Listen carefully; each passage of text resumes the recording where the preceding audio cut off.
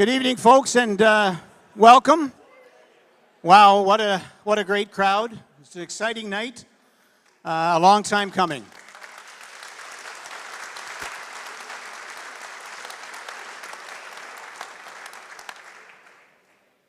Before I get started into my hour-long spiel, and then we'll turn it over to everybody else, because they told me I only had an hour, I just want everyone to know that our amazing CAO, Mr. Andrew McNeil, is here with us tonight. He's been off all week. He's as sick as a dog. It's why we've, exiled him to his own island. It's not because we don't love him, but we just don't want any part of him right now. But he's come in to take us through this presentation. He's going to do his darndest to get us through it. He's going to need a little enthusiasm maybe at some points, and if at some point he can't finish, then our Deputy CAO, Jerry Marshall, will panic and take over from there. So without further ado, I want to welcome everybody out tonight. As I said earlier, this is an evening that has been a long time coming. I'll just share a quick little story. Earlier this afternoon, Joe Bickerstaff sent me a text with a picture that came up on his Facebook feed, I believe. And it was this date in 2014, my first day on the campaign trail, and I was talking about the redevelopment of our beachfront and the creation of a downtown proper in our community. So it was very fitting. We didn't plan it this way, but brought a bit of tear to my eye, Joe, so thanks for that. But it's been 10 years. 10 years we've been working at getting our beachfront to where we are at today, and I have all the confidence in the world as your mayor, and I'm sure I speak for the rest of council that the gentlemen and the teams that are at this table are very capable and are going to help us get that done. I'd just like to make sure that I introduce our members of council tonight. We have Councillor DeLeo with us this evening. And Councillor Timms is also here. I see Councillor Ego is here. And Councillor White, if he isn't here, I know he is on his way. Sorry? He's on his way, so when he comes in, everybody stare. Of course, Do Nothing Joe is here. Councillor Belanger, the hardest working councillor I've ever seen in my life. And Deputy Mayor Snell is with us. And I can tell you that all of us are happy and proud to be here tonight before you and present this to the community. Ladies and gentlemen, what's important to note is that what you see tonight is not going to make everybody happy. We absolutely know that. But, as I said, this has been 10 years in the making, and as you know, for 2.5+ years, the Fram group was here between 14 and 18, and we did public consultation meetings, we did workshops where you folks came out and shared what you thought Wasaga Beach and our beachfront should look like, and they put together renderings back then. And then, of course, in this term of council, we did that again. We had public consultation meeting, we had 4 days again of time when you could come in and sit down and talk. And so what we put together here tonight, or what Fram has put together here tonight, I'm confident is what they have heard and we have heard that the community wants as a whole. We can't make every individual happy. Our job as your council is to do what we believe is best for the masses in this community, and I think we're there tonight. And I'm very proud to let you know that Frank is here himself tonight, and he does have one of his partners with him, I think one of his top dogs in the company, Bennett McNeil. No relation to Andrew McNeil, and it's not even spelled the same way. All right? I just want to make that clear. And I'm also very happy and proud to introduce the other part of this team, a new partner who has come to the table with us, and that is the Sunray Group, one of Canada's largest and most successful hoteliers. They have a whole lot of accolades that come with what they do. I believe there are over 70 hotels They own many other businesses, franchises, gas stations, you name it as well.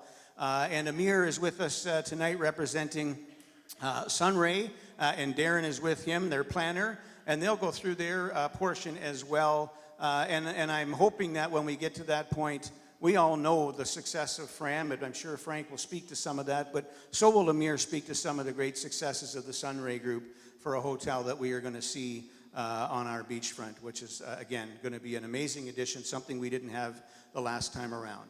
So ladies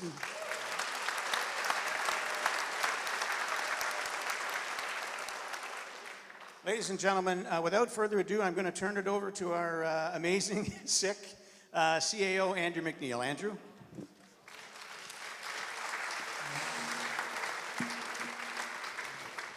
Thank you. I'm hoping my voice will hold up for the evening, so I'm going to do my best to talk fairly quickly.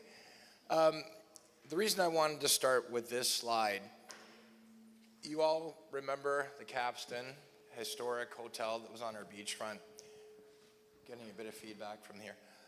One of the key ingredients for a successful mixed-use revitalization is having anchors. Hold it closer? Okay. Excellent. Is to have an anchor. We are so thrilled to have Sunray Group as part of this redevelopment. And what we are proposing to do is build a brand new, shiny hotel as part of the first phase of development. So this will be one of the first buildings that comes out of the ground. You need to...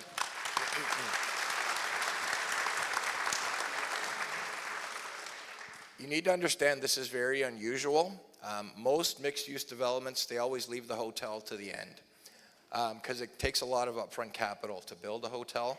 So we're very thankful to have Sunray at the group willing to invest that kind of capital to build this as part of the first phase of development because it's going to be a key ingredient to making sure our beachfront is successful. As a reminder, all of the blue on this drawing are the town-owned lands.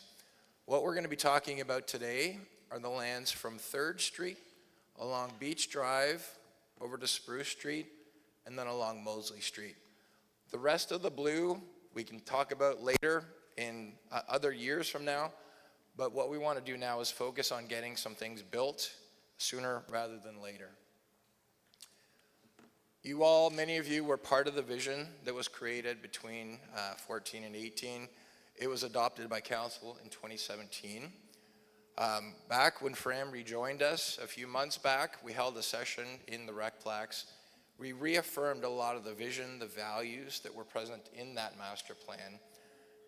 Over the last few months, we have been working with Fram, Sunray Group, all town staff, external legal counsel, and a whole whack of consultants to look at the numbers and make sure that we could present something to you today that's real, that can happen, that we can get out of the ground fairly quickly. So believe me, there's a lot of thought that's gone into what you're about to see.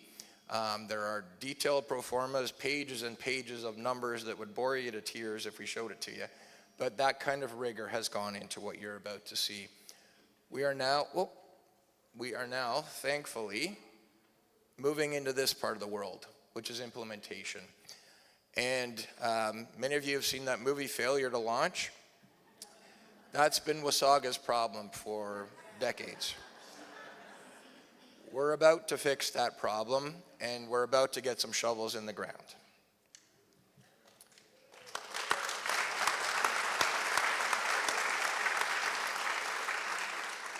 So I'm going to show you high level, and then Fram Sunray will walk you through some of the details. We've got some gorgeous sketches that you're going to see in a few moments. The blue on this drawing, just so you're aware, are areas that we are deferring to future phases. And part of the reason for that is we don't own all of those lands. So for example, beside the Dardanella, there's a hotel here. We don't own that hotel. We don't own these lands over here. There's a few parcels here we don't own. What we want to do is we don't want to create a plan that's beholden on others to work with us. We want to make sure that the first buildings we propose, we control those lands, we can move forward quickly. So that's why those areas in blue are shown as the next phase of development, because they're a little more complicated. But all of these lands between 1st and 3rd Street, All of these lands here, we can control those, we can move on them very quickly, and that's exactly what we will be planning to do. Streets, access, very important. And I think we all saw firsthand the importance of public access on our roads. Beach Drive was closed for a number of years, and I've got some numbers I'm going to share with you in a few minutes. All of the businesses, when that road was closed, they suffered quite a bit. There was a pandemic thrown in there, obviously, but closing that road actually did harm those businesses significantly. As soon as we opened that up, the returns from those businesses, they all skyrocketed, and you're going to be astounded in a moment when I show you how much. So it's very important. Beach Drive is going to remain a fully open street in the new plan.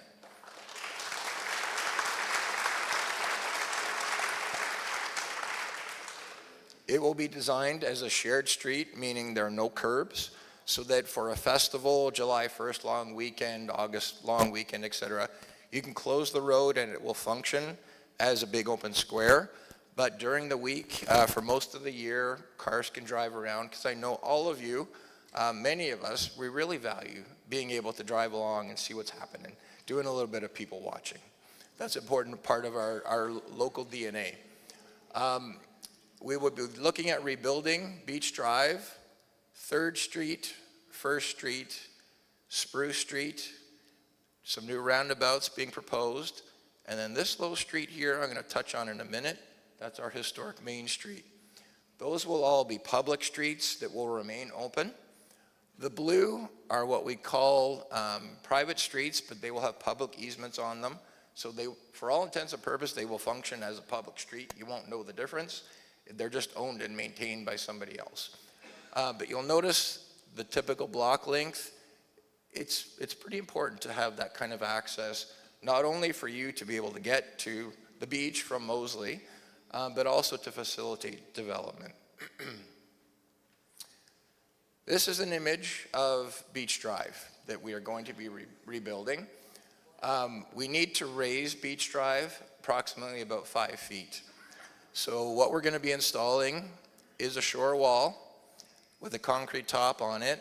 That will deflect any water that comes in, will keep the sand on the beach. That's very important to the redevelopment because, as you all know, over the past few decades, water has actually hit those buildings many, many times. So we need to raise the road, deal with the flooding issue, so that we know when we build new buildings, they're out of the issue with water hitting the buildings. We're going to be installing some beautiful seating areas that are raised for you to go down and enjoy our beautiful sunsets, some of the most beautiful sunsets in the world, in my opinion. So benches here. We'll have mixed-use path for those to come ride your bikes, be safe for all. Kids from 8 years old to 80-year-old, you'll be safe traveling along there on your bicycle. Beautiful planters, the road area, and then I'll actually change the view so you can see from a bird's eye angle. So beach wall here.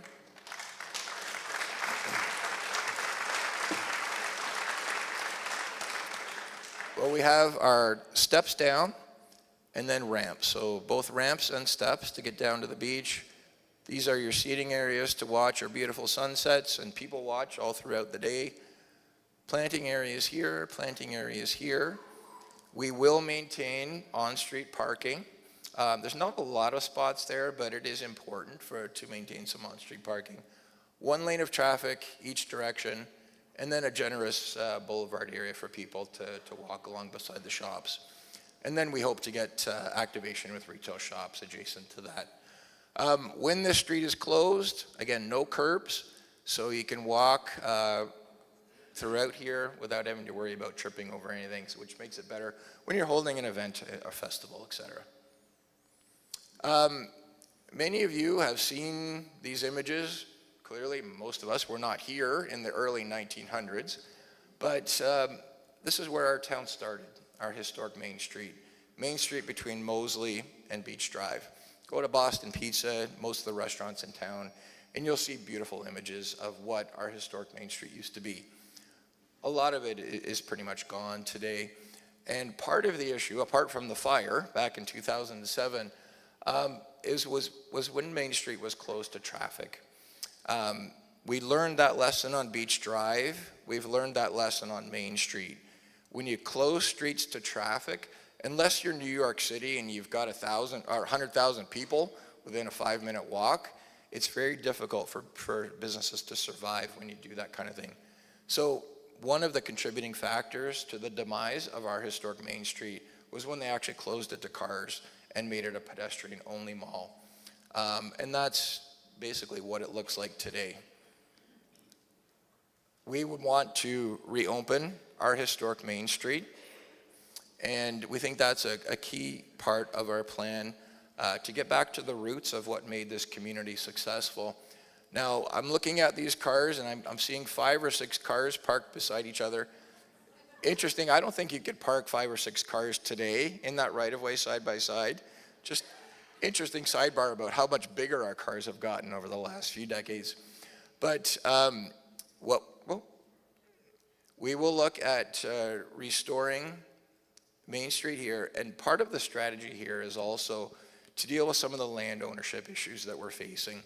So there are a bunch of parcels along Main Street that the town does not currently own. Many of you are familiar with some of the prices that are being asked for this land. The town has no interest or ability to purchase those lands. They're just far too expensive for us. So the best thing we can do is actually restore access to all of those lands that was cut off when the street was closed, and simply say, there you go, redevelopment on your own. There's nothing to stop any of those landowners from rebuilding small-scale shops, mixed-use buildings. If the opportunity presents itself to amalgamate, consolidate land parcels, certainly the town and our development partners will certainly be willing to have those discussions, but it gives us a lot more flexibility and essentially open the street up and let's see what happens. Probably the best course of action right now. At the beachfront, we're proposing a number of roundabouts. I love roundabouts, one of my favorite things in the world. The bottom images here are taken from Sarasota, Florida, my second home. And I worked on the master plan for Sarasota back in 2001. Back then, it was kind of a sleepy town, not much happening. In the last 20 years, they've implemented that plan, and they've now become the #1 destination for people to move to in the U.S. It's booming. And one of the things they've been doing over the last decade is really focusing on their streets and their public realm. Every signalized intersection, every stop sign, they've all been removed. They've all been replaced by roundabouts. They've redone most of their streets in their downtowns. Absolutely beautiful. If you haven't been there, I highly encourage you going there. And they're commissioning beautiful art sculptures in the middle of all these roundabouts. This one's particularly cool, clouds, little sun rays shining through. That's the kind of thing that we can do in our beachfront redevelopment. So our main roundabout will be happening at the intersection of Main and Moseley. So when we get these roundabouts built, we'll look to work with our local artists and come up with some really cool art installations that reflect the heritage, the history, the authentic character of Wasaga Beach. This is Main Street that I previously talked about that we'd like to reopen. This is adjacent to Main Street Festival Square. You're going to be seeing a couple concepts. I'm just going to have a quick drink here. You're going to be seeing a couple concepts in this presentation. This is one that was prepared by our new landscape architect, Katie Wardrop. I actually think it's pretty cool. Sunray also has a concept that they've prepared in their drawings. The idea here is we'll have shops and restaurants that will front on a public square, stage, seat walls on either sides, a bit of a separation from the street itself, a bit of a lawn area so you could sit there, lay on the grass, take in a bit of a concert, ice cream kiosks, some public bathrooms, and this is at the gateway to our beachfront, the gateway to our Main Street. The idea here is not for April Wine or AC/DC to play here. They play on Beach Drive. That's where you can hold 10,000, 20,000 people. This is for 100, 200 people. A little more intimate scale, similar to what you see at the Village of Blue. We think that's quite appropriate, and it's much easier to activate 365 days a year when you've got a bit smaller square. So we like the scale of this. You also see a bit of water here. We can put in some fountains, restore a bit of a splash pad for the kids. Get out there and have some fun on a nice summer day. Rides, very important to the history of this town. Many of you know for over 100 years, before the CNE went on in late August, all those rides used to come here the 2 weeks before the CNE. We want to keep that going, and the place for that to occur is on Main Street itself. So you'll see images here, communities right across North America, where they put the rides right in the middle of their main street. So we think the combination of designing this as a festival street, it can accommodate the rides, a public square. That's going to be a pretty cool place. It's going to be a lot of fun. It can happen quickly. I showed you earlier some of the lands that we do not own. There's a parcel of land right here just to the west. At some point in the future, if the town is able to acquire those lands, we can make the square bigger, but again, we're not beholden to it. We can move forward and design this right away, and it can be a wonderful space. So again, we want to make sure that we can move on things quickly. Parking, again, we've heard loud and clear, parking is a key area of interest for a lot of our community. There's a variety of things that we'll be doing to address parking down at the beachfront. Number one is on-street. So with our new Beach Drive, we are proposing to have on-street parking. We'll also be building on-street parking along 3rd Street. There will be surface parking throughout Fram's development, which Frank will be talking about shortly. Interim strategy, as building comes down and before buildings go up, we will have surface parking lots. So that will be scattered throughout this area. Underground, we're currently working with Sunray to explore whether they go underground or above ground in structures. So we're exploring it. Not definitive whether we will have underground yet or not, but it is one concept that we are looking at that would obviously be preferred down at the beachfront. When you go down, it's very expensive. So the most expensive parking is underground. So again, we'll see how this plays out as the development unfolds. And then structured, which is going above. Over on the Spruce Street lot, that's a piece of land that the town owns, the town controls. That's where we propose to build a municipal parking structure. That is something that we can control, we can build it, and we can charge for parking down on the beachfront. We don't have the money to build that today, but we can earmark that location, we can set up a reserve, we can start take cash in lieu of parking when a developer comes in, and over time we'll amass the money to actually pull the trigger and build a structure. So we think that's an ideal spot to build a structure, and we've actually been chatting with some companies about how to do that affordably. There's a great company out of Guelph that does all of the structures for Go Transit, Humber College, etc. They're very affordable. So when the time comes, when the time is right, that's where we would put a structure. And don't forget about all the lands to the south and the north owned by Ontario Parks. There's a few thousand parking spots in those lands. They're all within a 5-minute walk. So there will be no shortage of parking down at the beachfront, but it will be a multi-pronged approach to solving the parking issue. Now, when we're developing or redeveloping, we have to think about tourism because tourism is our economy. And the approach we want to take is locals first, meaning all of you come first, tourists come second.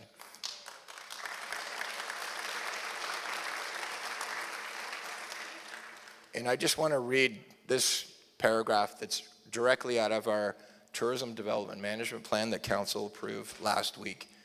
Destinations belong to the people who call them home. A local's first approach is tourism destination management with sustainable goals filtered through a lens of resident quality of life, economic prosperity, social cultural vibrancy, inclusiveness, and environmental sustainability. Ultimately, we want to bring back the fun, but again, all of you first, all of your kids, all your grandkids. That's my little daughter there on the bottom right.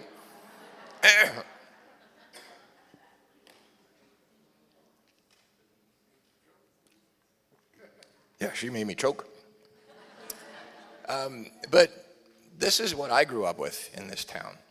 The slide rides. I used to work at Waterworld. My sister was a lifeguard there. So these are our fun memories that we had growing up in this town. So again, we're not losing sight of that. With every redevelopment, we have to do more than just buildings. There has to be fun. So we will be looking at every opportunity to build the fun back in with this redevelopment. Tourism is our lifeline. That's our economy in Wasaga Beach. Elections do have consequences. I'm not going to get political here at all, but you can notice over the decades, there was a decline in tourism in our community, and then there were two spikes from 14 to 18 and over the last year. Why does this matter? Again, it's our economy. As a municipality, you cannot sit on the sidelines. You have to be in the game of tourism and managing tourism to ensure that you get good tourism and that tourism benefits all of you, putting the locals first. If you sit on the sidelines, you tend to get bad tourism, and we all have our experience of what that can mean. But I want to just share with you a little bit about this spike right here that happened last year. Last year, we brought back almost 800,000 tourists to Wasaga Beach. That's astounding in 1 year. That translates to over $70 million spent in this town as a direct result of getting back into the tourism game. We're not quite at 2 million tourists. In its heyday, and I remember these days, it wasn't that long ago, when I was in my teenage years, in my 20s, we were in the $3 to $4 million, 3 to 4 million tourism range. We can absolutely get back there, and the redevelopment that you're going to be seeing with Fram and Amir and team is going to help us do that. So everyone benefits when we get back in the game. The main end is our economic engine. When we get that firing properly again, everyone will benefit. Every restaurant in town benefits. Things like putting on concerts in the middle of winter, which we did this year. Talk to all the restaurateurs in town and they'll tell you they were all full. So it impacts all of your wallets, but it also impacts the experiences that you all get to have. If you have more people coming, more people spending money, more shops can stay alive, more variety can come into your town. So we all benefit from truly embracing good tourism. So what are we trying to do with tourism? We told you we're going to put locals first. On the tourism front, what we're trying to attract are high-value guests. What are high-value guests? These are people that seek authentic places, family-friendly places. They tend to leave destinations better than they find them. They're not worried about spending money. They value experiences over money. So these are people that will come, spend a lot of money. They want to embrace local culture. They want to eat where the locals are eating. They want to talk to the locals and really experience this kind of place. So those are the kind of people we're trying to bring here, not the H2OI car rallies that all take over our community. As we're thinking about redevelopment, and you're going to be seeing some pretty cool images in a couple minutes, this is a really important slide to be thinking about. In our town, we've got a lot of, I would call, low to mid-range opportunities in the retail commercial front. Walmart, Canadian Tire, and I'm not knocking them. I shop at Walmart, I shop at Canadian Tire. They're great for what they are, but when you want to be a great world-class destination, you have to be playing in the white space. And the white space is providing things that appeal to higher-end incomes, higher-end experiences. You find these over in Collingwood. And I won't say we don't have any of that in town. Barcelos, Catch 22, wonderful restaurants. I love to go there. So think about the kind of places where when you got a birthday or you've got some guests coming to town, where do you want to take them to really impress them and take them somewhere that you're really proud of in Wasaga Beach? So a lot of that, we've got a lot of opportunity to capitalize on. And in our discussions with Sunray and Fram, they get this, and I think you're going to be impressed with some of their thoughts around retail opportunities. My last slide and I'm amazed that I got through this. I didn't know if my voice would hold up. I just wanted to remind folks about what was here. The Capstan Inn, Hiawatha Inn, look at the number of stories. 1, 2, 3, 4, 5-story building. Capstan, 1, 2, 3, 4-story building. So we actually had some buildings with height on our waterfront. So when you see the designs that Sunray is going to be preparing, just keep in mind that there is historical precedent for some of this on our beachfront. And with that, I'm going to turn it over to Frank. And Frank, I'm happy to switch the slides for you if you just let me know when to.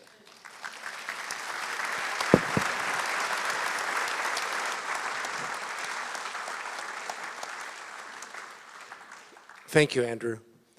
So I'm not going to be showing a lot of new stuff that most of you have seen where we are with a lot of this, because it's fairly consistent with what we did over 6 years ago.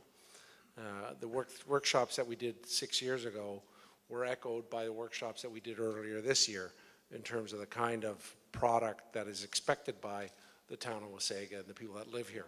And Andrew talked, and I'm going to reiterate, it starts with the people that are here now.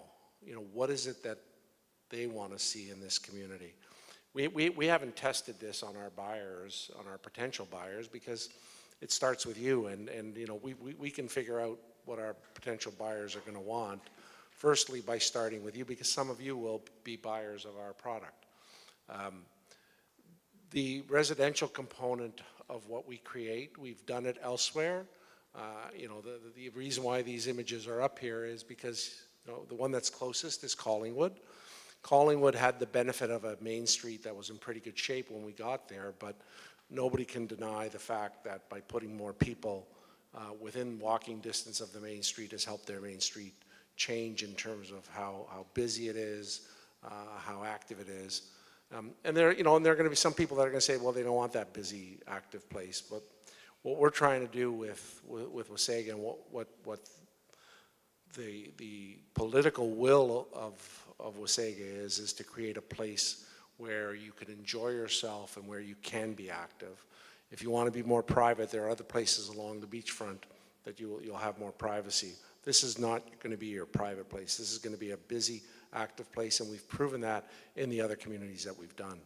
What we've got in Port Credit, what we've got in Collingwood, what we're now starting to build in Aurelia, they're active downtowns that we're building on. Port Credit wasn't an active downtown. It was pretty well a dead downtown. It lost 5 major industries before we got started, and we brought it back to life by putting people on the street.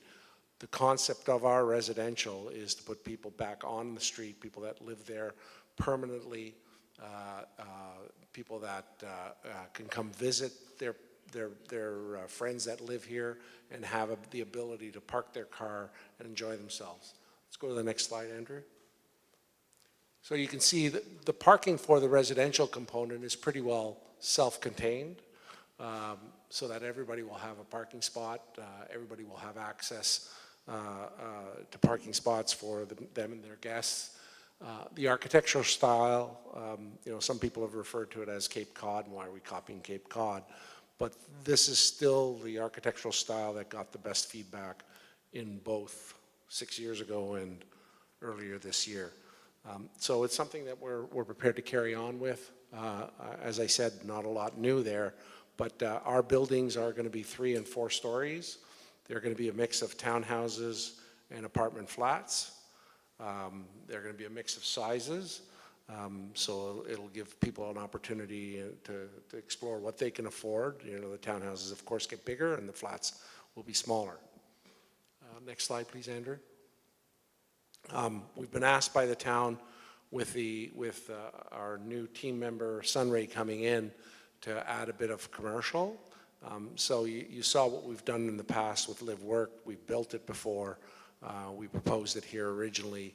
So the idea of Live Work or just a commercial base along the waterfront is going to be important. So we've committed to putting that in. We haven't worked out the details in design, but again, we've done this before. Next slide, Andrew. Okay, sorry, go back one then. So Andrew hit on the people first, and the people first is our community. We hope that you like what we're going to be presenting as we move through the sales stage. Our units will be available for sale. They're not being done as rentals. Our units are for sale. It's an exciting time, and I do want to say that I don't want to take too much of what Sunray is going to present to you, but the fact that Sunray is coming in has given us even more confidence.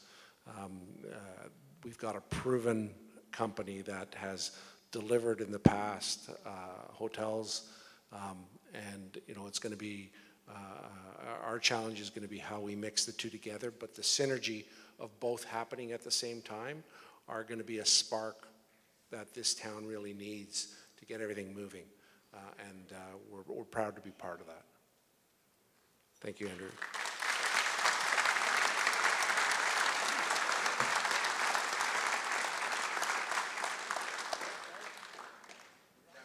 I'd like to invite Sunray to walk through their slides. Hello, everyone, and thank you for having us here. We're excited to be here and partnering with Fram Group and the town of Wasaga. And we are newer to this, but we are super excited about it. I want to touch base on two very important factors. It was mentioned that it's all about the residences first. For us, putting a hotel in this town at the moment is a seasonal business, so we do actually rely on residences to also enjoy and come and benefit from the facilities that we're going to provide within the hotel. So it is important, and we hope that residences enjoy it first, and then tourists obviously next. As far as the hotel, we're talking about the world-class beachfront property in one of the longest freshwater beach in North America. Beautiful, magnificent sunset, which I've also enjoyed. So you do need to bring a right brand to be able to succeed on these beautiful properties. So, and that's where our experience comes in, our knowledge and expertise. We have over 70 hotels, 3 resorts, 2 of them are actually waterfront properties, so we do have a lot of experience with that. But most importantly, we have the brands behind us. You can see on the screen over there that we actually won the Marriott Developer of the Year award this year. We had Hotelier of the Year award last year. 2022, we won Marriott International Partnership Award, first time in Canada. So we've done something right, and there are numerous other ones. If you ever come to our head office, there's like tables and tables of awards that we've won. That means we're doing something right. So we do have the brand recognition behind us, which is what you need in the town of Wasaga. If you bring the right brand, we know our business, then I think the hotel will be a success. Now, I'm not sure what the next slide is, but if you can go next. So basically in the hotel portion, we talked about the ground level amenities and retail. So we had the same vision with the town and with Fram Group that we should have retail space, restaurant. People come on the boardwalk and they want to walk in, grab a coffee, have lunch, have dinner. We even talked with people at head office that we forget that lake is also very gorgeous and beautiful at night. So if you have a restaurant overlooking the water, maybe a lot of residences here would like to come and have dinner or lunch, in our hotel. Driving up here tonight and seeing the audience, I thought, oh, this is going to be a long meeting tonight. And I thought, I wish there was a nice hotel I could stay here tonight in this town. So I guess it's going to work.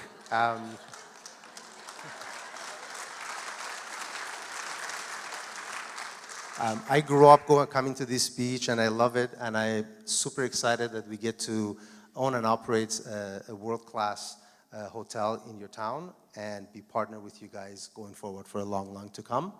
The rendering that you see is what exactly we talked about. I think the next one actually shows the retail. Oh, this is the public square, so we're trying to integrate it with our hotel. Again, a nice area to walk through, and again, if you need a restaurant or you need a drink or you need to rest, you can come into our hotel on the ground level. If you need to shop, you need to buy a gift for someone, and you don't want to drive into town, you're on the beach, you can just buy it right there. And so that's the plan, to make sure the residences are enjoying it, and tourists, of course, as well.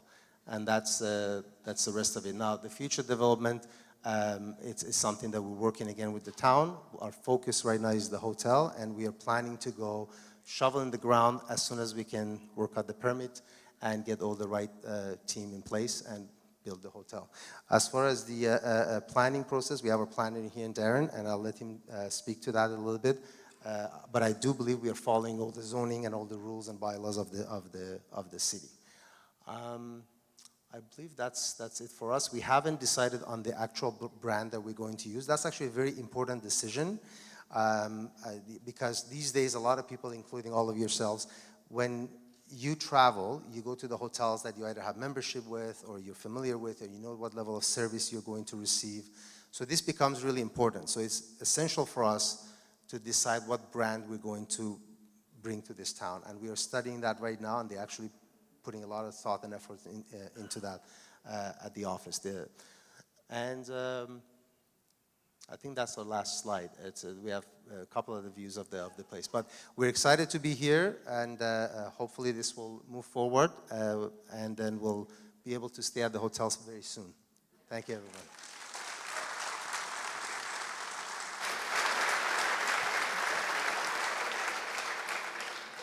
So I paused on this image because there's some things going on here that I wanted to really describe to the community.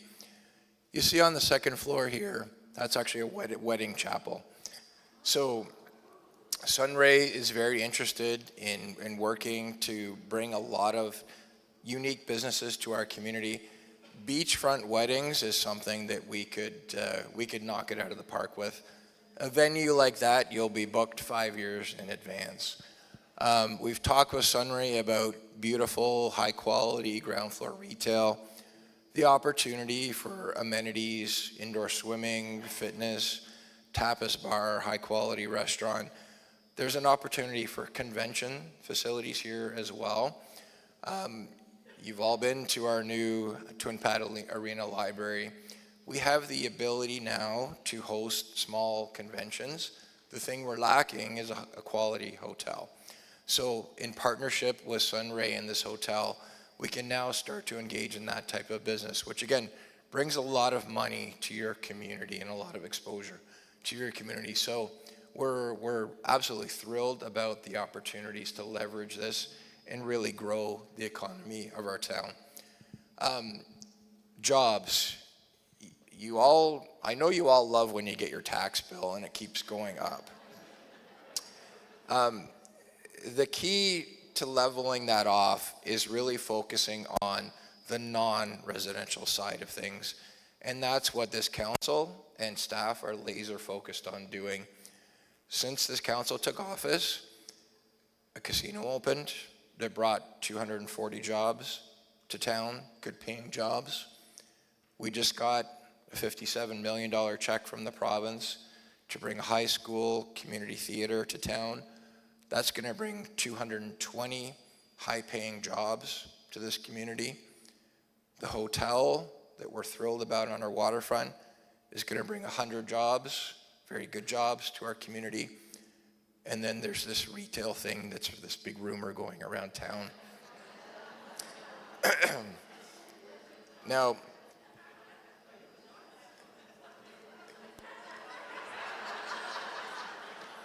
it's going to bring 340 jobs.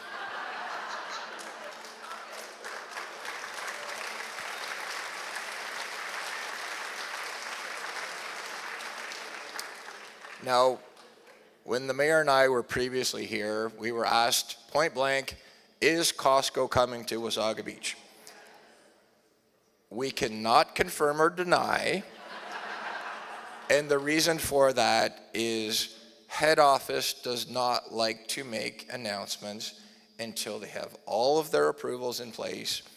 And then the big guy flies into town, and he comes over and he looks at it and he gives thumbs up, thumbs down. So that's the process we are in.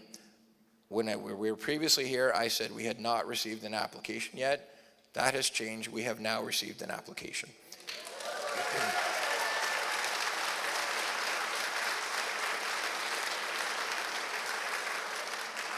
So add all that up, and we're almost 900 jobs that have been delivered or that will be delivered here very quickly.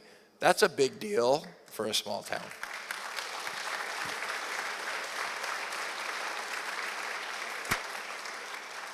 The other really cool thing about all of this, and staff, again, we're looking at how to leverage all of these opportunities. This school, we've partnered with Lakehead University, Canada College. They're going to be bringing in a hotel, resort program, culinary program, hospitality training. So we can actually train all of the employees that are going to work in these places in our own community. So you can grow up in this town, you can go to high school, you can actually get post-secondary education, and you can get a job in our town. There's going to be 900 great jobs. So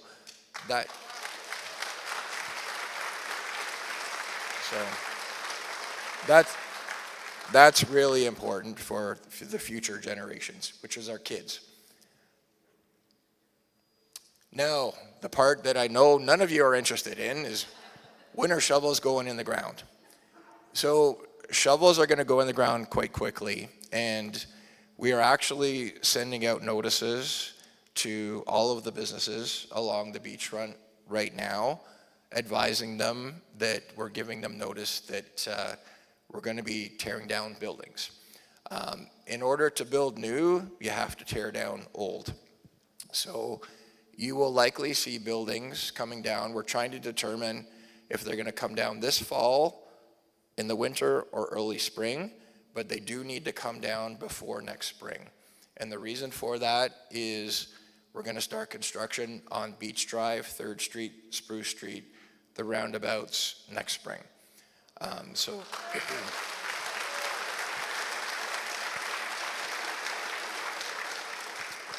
So it's going to be, you're all going to have to be patient with us because we're in for a couple years of construction. But it's a necessary evil. We are going to do our best as we are building to maintain access to the beachfront. So we will still have parking down there. There will still be some businesses down there that are not impacted, and we will have to maintain access. So, but you will see shovels in the ground early next spring. Project sales, we're going to try and get both Sunray and Fram, and I don't know, Frank, if you want to talk about, I'll put you on the spot here in a couple seconds to talk about when you think you might go to sales and marketing. But we're hoping that happens in early as possible in 2025. And then construction of the buildings. We need to start the road first because we need to raise the road to deal with the flooding issues to allow Fram and Sunray to build their buildings. But they'll come along shortly behind. So again, you're going to see a lot of things starting to happen next summer. And then that's my last slide. I don't know, Frank, did you want to touch on that a little bit? So we are somewhat seasonal here, so we have to be on sale by no later than May of next year so that we can take advantage of the full summer. We're hoping that before the end of this summer that we've got some teasers out there to get people's attention. We're going to have to go through a site plan process and make sure that the town is comfortable with the site plans that we're going to be expected to be approved. And at that point in time, we'll be ready for sales. So we've got our hands full. We've got less than a year, so we've got to get moving.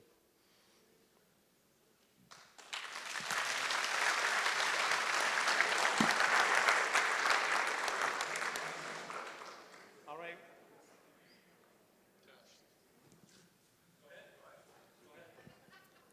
Okay. Andrew, great job. You made it. All right.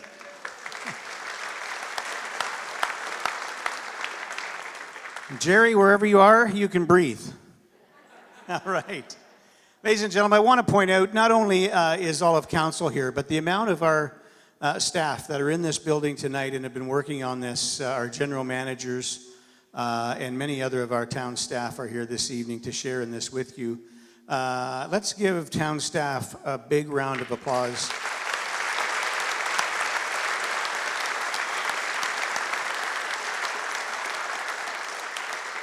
I can tell you that they have worked tirelessly to get to this point.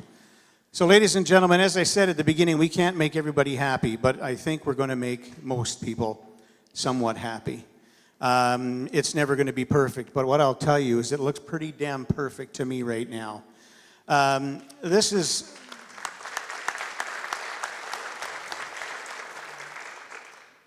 a pivotal turning point for our community.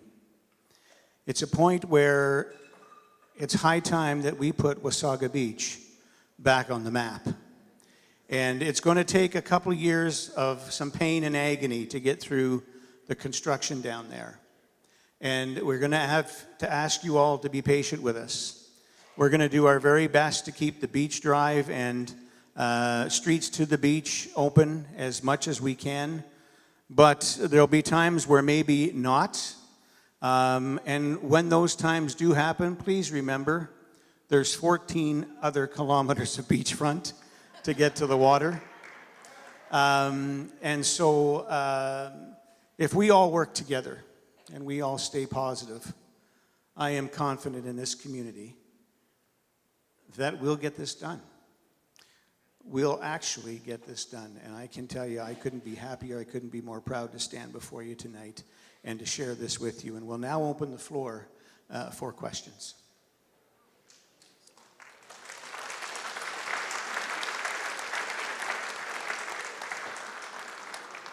So if you have a question, there's a mic here in the center. Just come on up. And I'm going to ask, as we always do, that you limit yourself to one question. If you have more than one, then go to the back of the line and work your way up again. That way everyone gets a chance.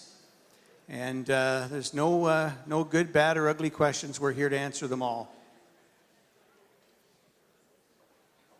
Okay, yeah. No questions. All right.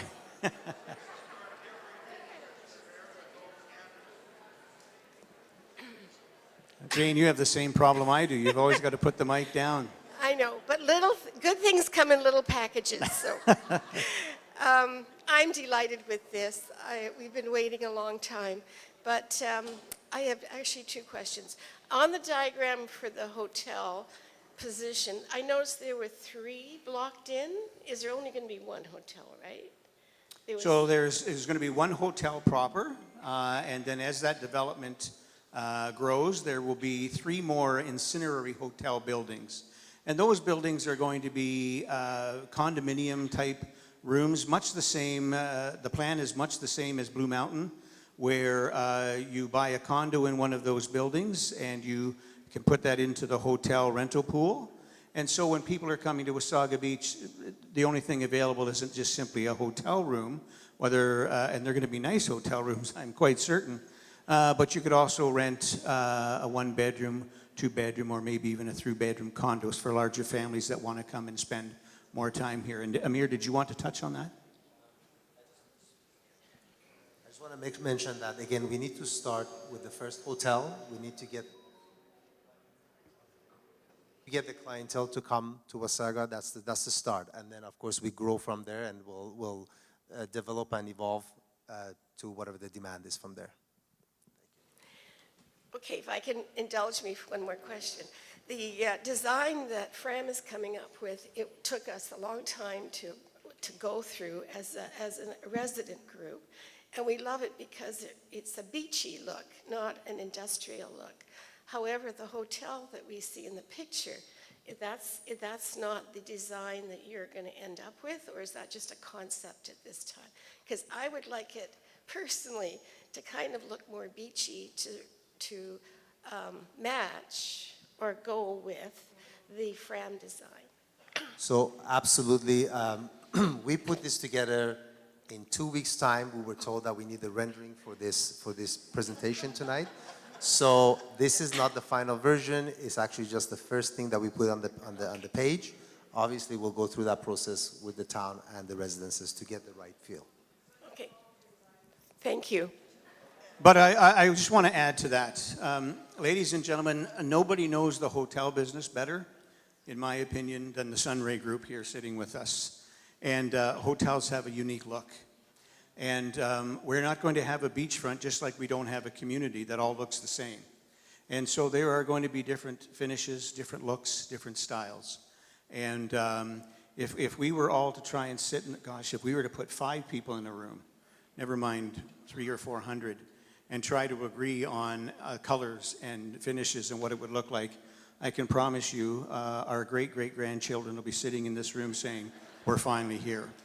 So, you know, the developer is going to, in this case, I'm sure, find the right finish for the right hotel and the right brand, and those hotels are large franchised organizations. I know a little bit about that, and they have looks and feels, and they will dictate what they can or can't do there. So just be prepared for variation.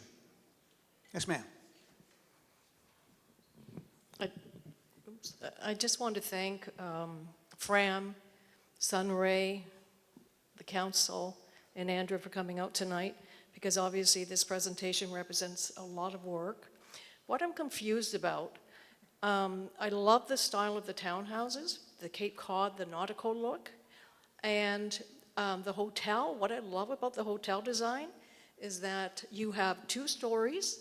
It's the actual hotel is recessed. So this is a question for Fram, will the buildings, the condo buildings at the beach, will they also have the same recessed condo?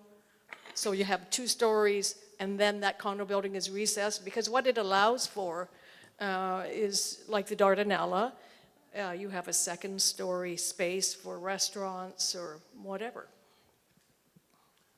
So, yeah, I'll take that. The intention on the residential component, where it's pure residential, is not to do that. There will be some step backs that we can incorporate in.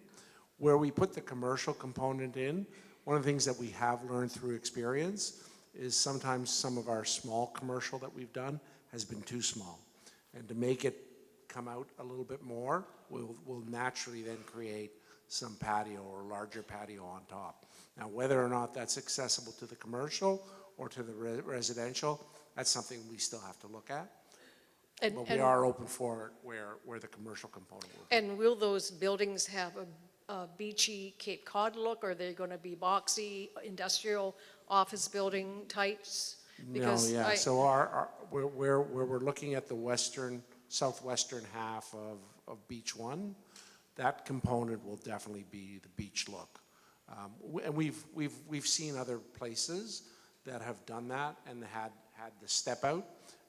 We looked at some images from North Carolina. We looked at some images from New Jersey where we've seen that happen with the commercial coming out further than the residential component. It actually works well in that respect because then it also puts the residential a little bit further away from where the heavy people traffic and the noisy people traffic will be. Okay, I really want one more question, and it has to do with the parking. Andrew, you had suggested that some of the parking is going to be underground. How can the parking be underground when the water table is too high? There's absolutely no way.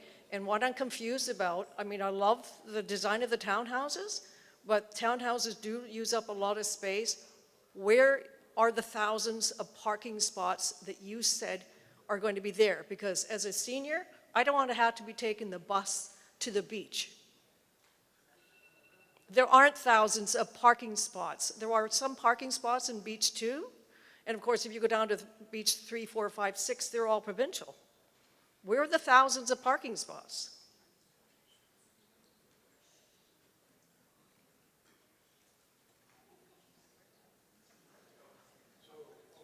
Is my mic on? There we go. So what we had talked about, the potential for underground parking here, there's actually a 1-story grade change between Moseley and Beach Drive. So you can actually put 1 level below buildings there, without going into the water table. It's actually ideal to do that. It's expensive, but you can actually do that. So that's something we're going to be evaluating with Sunray. Is it smart to do that? Can they afford to do that, or do we need to go up? So as I mentioned earlier, we will look at building a large structured parking garage off of Spruce Street. We think that's a smart place to do that.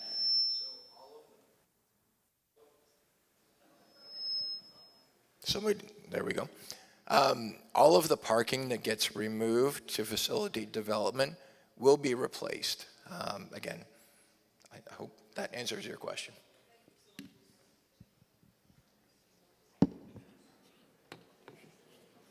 Welcome, Giorgio. Mr. Mayor, how are you? Giorgio Mammoliti, by the way. Thank you very much for the presentation. And I congratulate you, Mr. Mayor, on bringing forward a revitalization plan that you promised. Some is good and some isn't. I have about 3 or 4 questions, if that's okay. What I'll do is I'll give you 2, like the other ladies. We said 1, I'll give you 2. You can go to the back of the line and come back if you want, though. All right.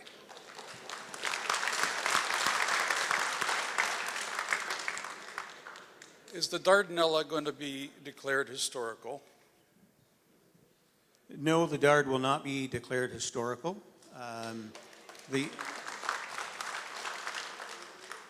We've had several looks at the Dardanella. The Dardanella is in such a disrepair that it is cost prohibitive to redevelop or to bring back to a stage that you would want, or you could have it open to large numbers as it used to be. Of course, money fixes everything. Finding someone who wants to spend that kind of money is very difficult.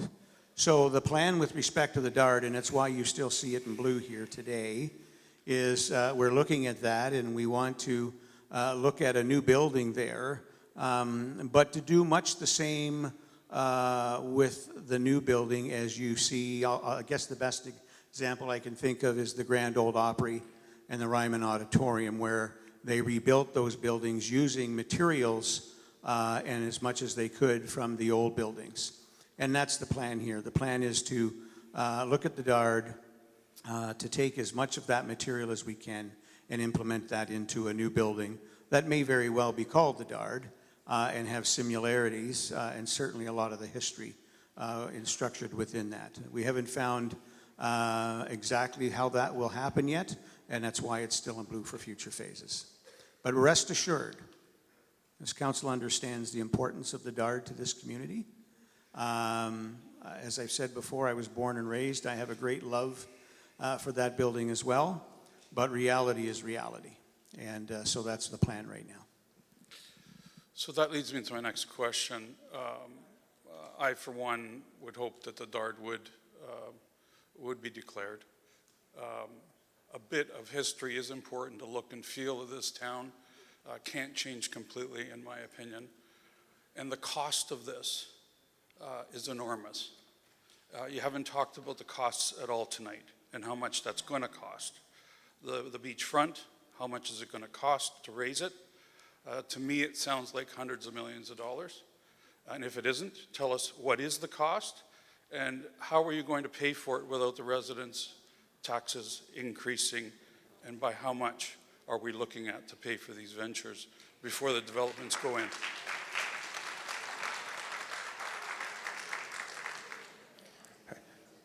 I'll see if I think my voice is gone now. I can't answer this one.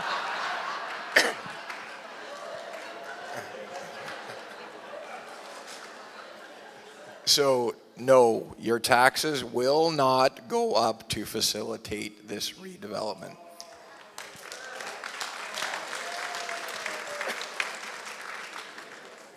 So, let me finish, please. So, excuse me?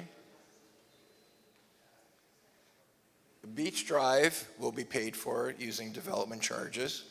The approximate cost of that project is $15 to $20 million. Kevin Lalonde is in the audience somewhere. who can give you the exact number. But that will be paid for through development charges. Infrastructure works are paid with DCs. All the private development will be paid for by Fram and Sunray. So this is not going to cost taxpayers hundreds of millions of dollars. This is hundreds of millions of dollars worth of development, absolutely, which will generate taxes for our municipality. The way that we are approaching this is through joint venture partnership. Had this project gone forward in 2018, the town would have made a lot more money than it stands to make now. The real estate market was a lot hotter back then than it is today. We're proposing joint venture so that the municipality will maximize its return on investment. The town will be made whole in terms of all the money that has put out. We will recover all of that through this joint venture. And if the economy starts to improve, interest rates continue to tick down, the town will make more money moving forward. I'm not going to disclose the number today. That will come forward shortly. And the only reason I'm not doing that, it hasn't gone to council yet. I can't get ahead of council. The deal between Sunray and the deal between Fram, we are negotiating that right now. We wanted to share the drawings with all of you today to see if you're comfortable with the direction. The letters of intent will be signed very quickly, I would expect within the next couple of weeks. We can get the deal to council and disclose how much money the municipality will make. But again, this will not result in taxes going up to facilitate this development.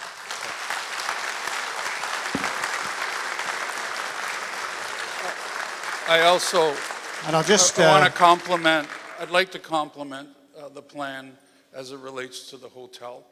I think it is about time that we do, and we're able to provide our tourists with facilities and maybe even a conference or two. The part of this, Mr. Mayor, that maybe you may want to answer or not, and then I'll go sit down, is did you contemplate at all not selling taxpayers' land and putting up a long-term lease and coordinating perhaps partnerships for 50 or 60 years with the partners that would come to the table? Was that an option? Did you look at it? And if so, why didn't you choose it? so I can tell you that it was an option. It has always been an option, and it still is an option. Keep in mind that not all of this land is sold in phase one. And the way the development is set up is that Fram, as the master developer, will have the first rights on future phases. But I can tell you that from the very beginning, and I was mayor when we purchased these lands, and I will tell you that the plan never ever was to take these lands and to put them on long-term leases, or was it to sell it? The plan was to come up with a plan in due time, and that's where we're at today, that would suit the municipality as a whole best to move forward to get the redevelopment of our world-class beach and to bring this town back to life again. And so I am absolutely confident, and I hear you loud and clear, Giorgio. I mean, it'd be great to have a hotelier who said, hey, give us a 99-year lease. But I will tell you, if you speak to a lot of hoteliers today, and in this case, as I've said, one of the best in the country, they want to own their land, and I get that. We purchased this land, and I said it back in 2015, because we cannot control what we don't own. And it's why we purchased it, so we could have the control we have today to move it forward. It's now time.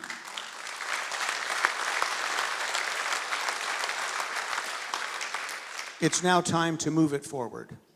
And the particular partners that we've partnered with Fram and with Sunray, these folks want to own their land. And in the case of Fram, they're selling property to people. These property people that are buying want to own their land. And so in future phases, should that come to council, that a land lease is more preferred, absolutely 100%, I am confident council would consider that. But we need to take that day by day, month by month, and year by year to see what comes to us. At the end of the day, we're going to create a world-class destination here once again. And I think that's what should be most important. And I want to reiterate what Andrew said. I stand before you today to tell you that your tax dollars are not going to be paying to raise Beach Drive. That will be done through development charges. That's how it works. And that all of the other development that is being created within the lands that Fram will purchase or Sunray will purchase will be solely and wholly 100% on them. As a matter of fact, when we look at the hotel and the public square in front of, I guess it's Incinerary Building 2, that public square right there, that public square is going to be built by Sunray. And they will then give an easement to the municipality over that land so as that we can control it, we can activate it, we can use it, but you won't be paying for that either. So we've thought through this, believe me. This isn't something that happened overnight. There has been hundreds and hundreds, thousands of man hours spent to get where we're at today, but I'm confident we're at the right place. Good evening, Peter.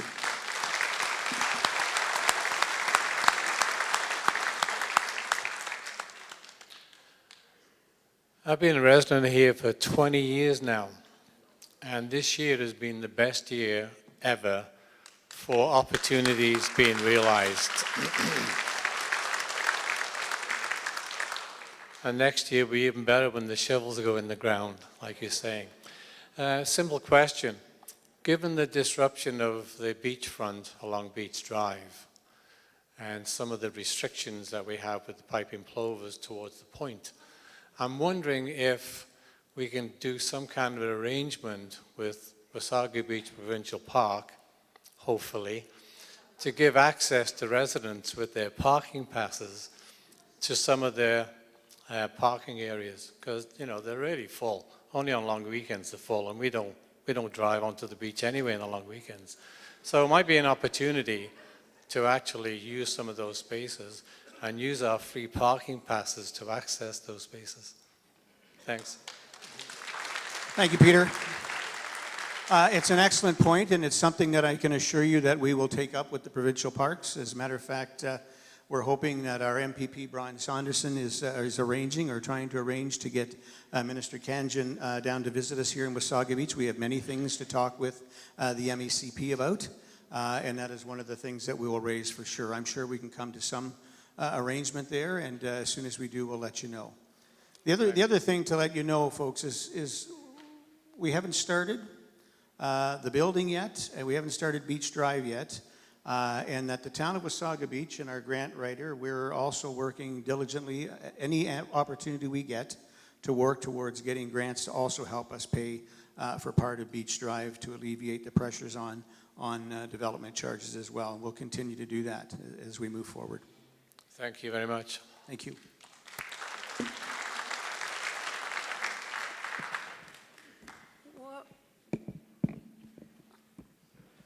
Sorry, I hope I didn't wreck this. Oh. Is it karaoke? No. Just to clarify, the fact that the hotel is being built by private money, are there any assurances that the hotel will not take up part of the beach and make it a private beach? Is my one concern. It's an excellent question, and it's one we have heard for years now in doing this. And here's what everyone needs to understand. The beachfront, so Beach Drive, for example, from the concrete curb to the water's edge is owned by the provincial park. That will always, always be public land. Beach Drive is not being closed. It's not being taken away. That will always, always be a public road and will always be public land. So the hotel, any building that is happening on the beach, there's confusion about this, and we need to find a way to make sure there's not in future, but that is private land. And the only building that is going to occur is occurring on lands that currently or have had buildings on it in the past. There is no impact any way whatsoever on the public lands and your ability as the public to use those. Good. And just one other thing about the residences that are being built. Is there any affordable housing in that whole thing, or no? You're the third person thought to I'd ask ask. me that question tonight, believe it or not. You know, the town of Wasaga Beach is always working on affordable housing. It's the county's responsibility, but the town of Wasaga Beach works closely with the county. I sit on the Simcoe County Housing Corporation. Our deputy mayor sits on the Affordable Housing Committee, and I'm happy to say that 99 more affordable units are coming to Wasaga Beach in 2027, so that's great. But this is prime beachfront land. So I would almost guarantee you there's not going to be any affordable housing in this sector for sure.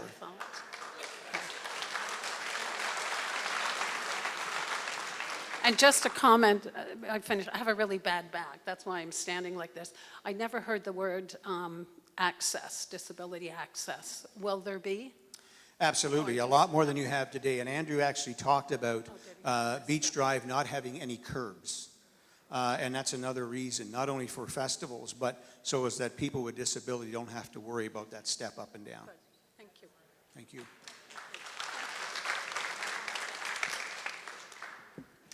Thanks for this meeting. I came in about 7:30, so I'm not sure if you've talked about it yet, but can you speak to the public spaces and if there's a common area, if there's retail facing each other, pedestrian-friendly spaces? Can you talk more about that? Did you bring a note, Zan?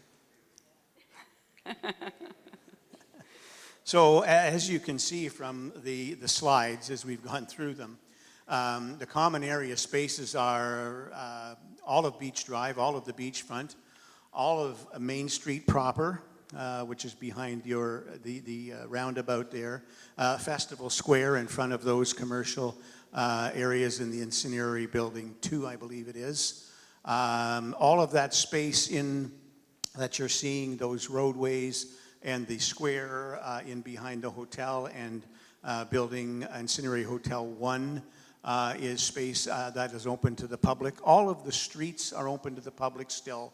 And when you look at the townhouse development over here, although those streets will be private streets, they have an easement over them for the municipality. Anyone can use them. Exactly the same as you see in Stonebridge today. So some of the streets in Stonebridge are privately owned streets, with the exception of Stonebridge Boulevard, but they're all open full access to the public.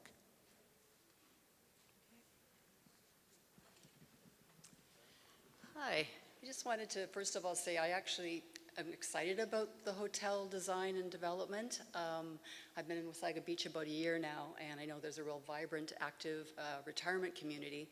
But I also think we have to think of future generations, and what makes a town exciting and forward-thinking is the fact we want to have young families and bring young professionals and stuff in the town as well, because you always have to have that element to get the growth.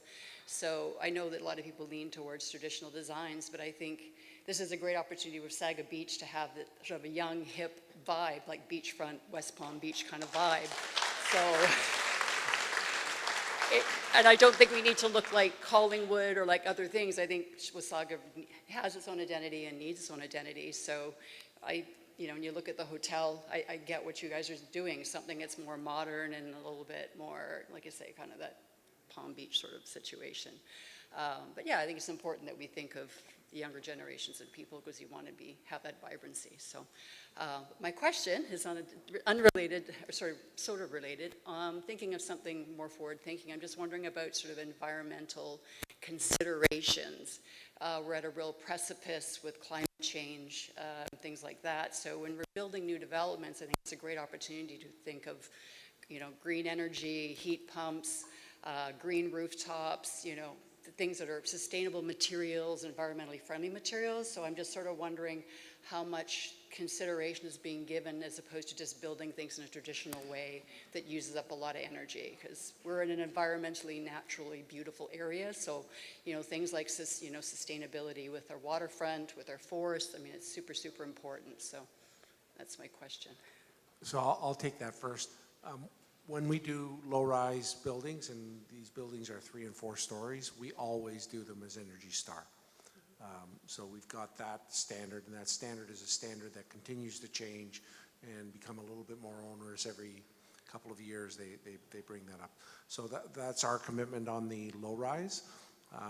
We do different things on concrete structures, but right now, any concrete structure that we would do would be on one of the phases that we have an option on later on. Thank you for your comments and for the question. I would say that in our case, because we're going to own and operate the building, you can only imagine then making it Energy Star and efficient, it's a benefit to us. So we always look at that, and we've done few hotels that we built ground up, and that's definitely on our mind, and our designers and architects and everyone. We actually hire an energy efficiency consultant that gives us a report of what we have to put into the building. And on the second note is we also have to, you know, even though we're putting a great deal of money into this project, portion of it will be financed by financing companies, and they also require certain level of efficiency and sustainability into our project. So naturally is part of our process, for sure. But from the town perspective, I mean, sometimes those standards are kind of minimal. I think, you know, obviously they're changing, and I'm hoping that we're going to see more stringent guidelines, because obviously if things are left to be sort of optional for developers, they're going to get away with the lowest possible amount. So I'm wondering, as a mayor and thinking of the future, I just think a lot of the developmental, you know, limitations of things as far as the environment's concerned, like we need to have much higher standards, and I think we can maybe go beyond what's normal, because, you know, I think we should be a little bit more progressive in that means. I'll let Andrew talk to that portion, but I'll just mention with respect to the environment around us, everything that will be built and accomplished down here will go through a fine-tooth lens, if you will. The NVCA, the MECP, they'll all be looking at what we're doing here. Okay. We understand how environmentally precious our beach is. We know that it's a relic beach. It's very unique. And it's a beach that when I look at every member of council, we all live here, have lived here for some time, and or not, if not throughout our whole life. And you can believe me when I say that this council, the environment in this town is important. You know, you mentioned that, you know, developers will do the bare minimum. I think that developers get a bad rap, quite frankly, in many ways. There are developers out there that absolutely will do the bare minimum. I can tell you that I have confidence that we are looking here to developers that aren't going to do the bare minimum, and so we're confident in that.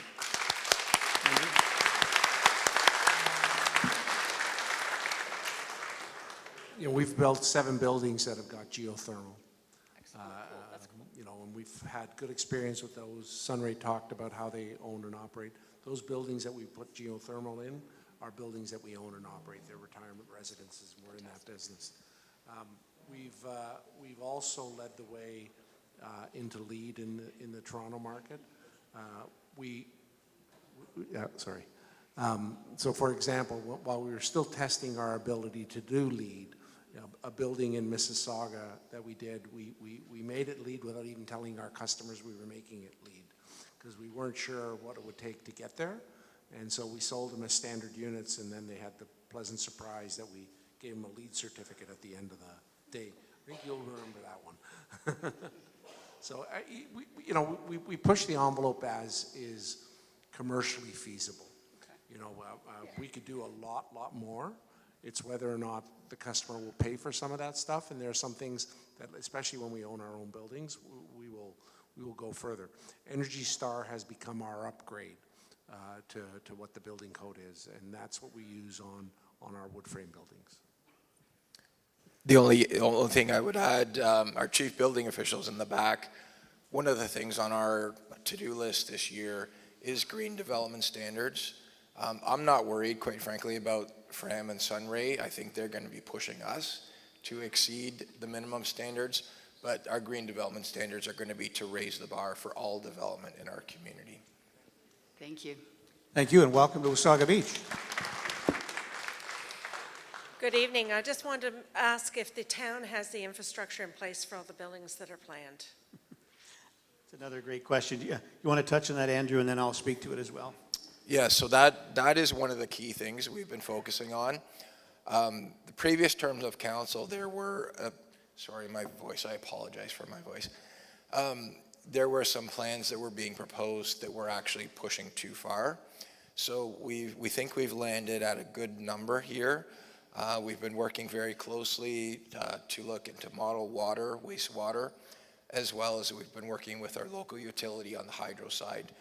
We're very comfortable that what you're seeing on this can be accommodated. So once we go beyond this, there may be upgrades required, but we're very comfortable.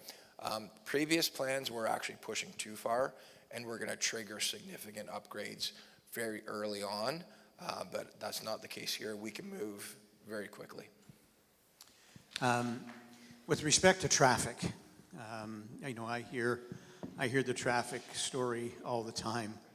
I can tell you folks, if I look back to the 70s and the 80s, we have no idea today what traffic is. I recall very clearly where every weekend, not just Beach Drive would get closed, but the OPP would literally go to the outskirts of town, and if you didn't have a hotel receipt or your driver's license to prove you lived here, you couldn't come into town. That was traffic. But the other thing that was a thriving, booming little community. And so, there's two things we all hate: change and the way things are. And I would argue every time that if we don't change, we die. And so when I go through this community and I drive through it every single day, from one end to the other, I can tell you that I never have an issue getting through town. Unless it's a long weekend in the summer when it's hotter than the hubs of you-know-what, and it's a busy, busy time. We get bottleneck in around, from roughly 12th to 18th Street down to Beach Drive and maybe over the bridge a bit. But, if you look at any municipality that is a thriving, booming tourism community, they face that. I go to Naples, Florida in the winter. Once the snowbirds arrive, the seniors in Naples, Florida, A, traffic slows down, and B, I complain. It's like, oh, geez, you can't get any. Who designed this place? And they've got 6-lane highways and 4-lane roads everywhere. So, part of living in a community like Wasaga Beach, and the thing about Wasaga Beach we all have to remember is it's not the shape of most municipalities. Wasaga Beach is a long, linear town, and we have two thoroughfares, River Road West and Mosley Street. And so what council is working on right now, as you know, I'm sure you've driven, I call it downtown Baghdad, but River Road West from Veterans Way to Blueberry Trails. That is a development and a widening of that road that I'm quite happy to tell you we're probably going to be finished about 8 months ahead of time.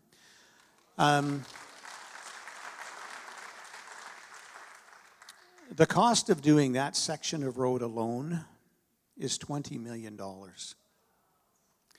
Now, 8 years ago, it might have been half of that, maybe a little more. So this isn't cheap. And then the next major section that we're really considering and looking at is, of course, from 45th Street to the roundabout. In order to get our main thoroughfare widened and opened up a little more. So we're always going to face traffic here. 9 months of the year, it's not an issue. At least I don't see an issue. I drive it all the time. But 3 months of the year, and I would venture to guess weekends for 3 months of the year, sometimes it's going to be a little more difficult. But once you learn the community and you learn Shore Lane and you learn River Road versus Mosley, you get around.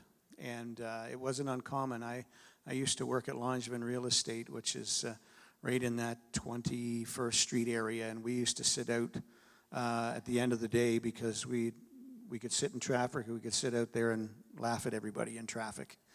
And that's just the way it was, and that would start on Thursday night and would go through to Monday. So it's part of living in a tourism community, and it's part of living in the most beautiful community, in the most beautiful province, in the most beautiful country in the world.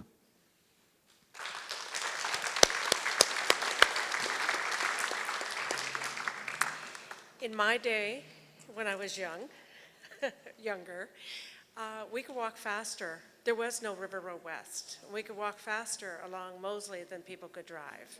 So I totally understand what you're saying. One of my things is I'm totally family orientated. I have 4 granddaughters. And when I was growing up here, I had an uncle that had cottages right on the beachfront around 13th Street, which is now 12th. And I never knew bowling at the Dardanello, though I understand they had bowling there. I used to bowl down toward where, I'm trying to remember the name of the street, but bottom line is I'd really love to see something like that brought back for families so that when it rains, there's somewhere to do something inside. That's all I have to say. Everyone, thank you. Thank you. She actually stole my question. I was going to ask about, we want to bring fun back to Wasaga Beach. What are the plans to have something that's more year-round, like bowling or movie theater or anything that people can do when it's raining outside, or bring in the locals out to watch the latest flick during the winter time? So, as you know, the municipality is not in the business of building theaters and bowling alleys. We could do that, but you wouldn't like your tax bill. So what we do know is that as we redevelop and we start to push tourism into the shoulder seasons and more year-round, and there are more people coming to the area, we're quite confident that there are developers who will then look to build those types of facilities. And rest assured, our economic development officer, Caitlin, and CAO's office is always looking and listening for people and companies who are wanting to do that. And we have had some conversations with a theater company. We've also had conversations with someone who's interested in a bowling alley. But the population needs to support it. And I'll use Collingwood as a prime example. You know, Collingwood was a booming community. It was an industrial community. And then their industry all shut down. And they struggled and lost a lot of businesses. And Collingwood was very smart. They said, we don't have industry, but we have Blue Mountain to one side, and we have the longest freshwater beach to the other side. And they have really used that to their advantage. And they've created a beautiful community that is basically year-round. Their shoulder seasons now are even quite busy. And their summer season at Blue Mountain is busier than their winter. So that's the plan. The plan is with this redevelopment and then the working over the bridge into the creation of a main street proper to bring those types of industries, those types of retailers and entities such as bowling alleys and theaters. So we're working at it. We want to, believe me, I don't want to drive outside of town to do anything either. You know, I say it all the time. We leave town to go and do things because we have to. We're on top of it. We're doing the best we can. We think that this is going to help us move that along. Awesome. And just another quick question. Earlier in the presentation, you showed the wall that's going to be built between the walkway and Beach Drive and the beach. Will the beach be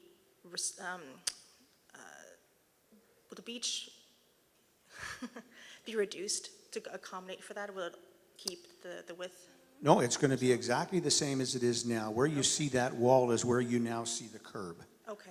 Before the sand starts. The beach gets reduced as water levels rise, and this year we've got another 50 or 100 feet. It's going to be a great summer. And that isn't new. I mean, I recall standing in the middle of the basement of the Dart with Rick Sipe with 4 inches of water around my boots back in the 80s, and it happened in the 70s. It's about every 20 years roughly where that comes up. By raising Beach Drive, the good news is that when that does happen again, everything can still function. You'll just need to go to one, either, Beach Area 1 or 4th or 5th Street in order to get onto the sand, because it'll come back further. Thank you. Thank you. Uh-oh.